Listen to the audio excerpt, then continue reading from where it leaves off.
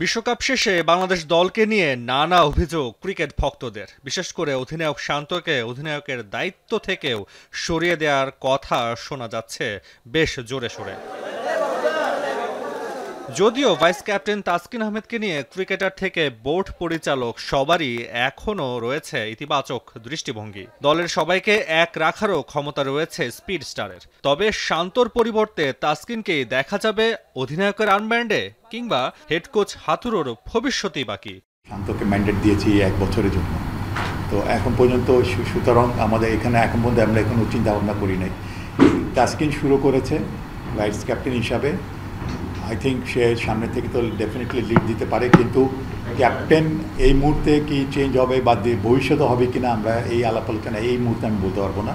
Captain আর কোচের মধ্যে তাদের কি কোনো রকম সমস্যা ছিল কি না, কোনো সিদ্ধান্ত দেখেন একটা নিতেই হয়, নিলে হয়তো আর ভুল হতে পারে, আবার ঠিকও হতে পারে। এইটুকু রিস্ক তো সবাইকে নিতে হবে। তো এমন কোনো একটা গ্রস কোনো একটা মিস্টেক ছিল কিনা এটা আমাদের দেখা দরকার।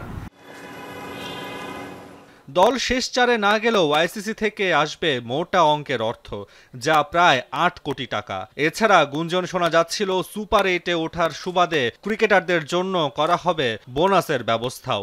সে ব্যাপারে কি বলছেন অপারেশনস চেয়ারম্যান?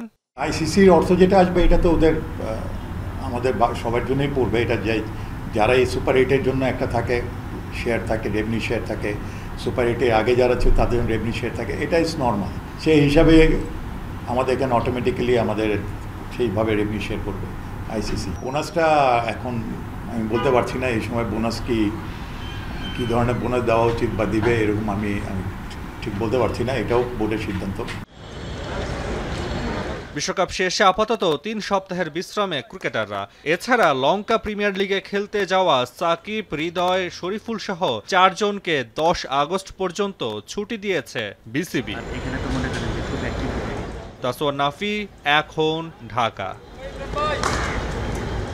ওয়ালটন ফ্রিজ কিনে অনেকের মতো আপনিও হয়ে যেতে পারেন মিলেনিয়াল। সেরা পণ্যের সেরা অফার।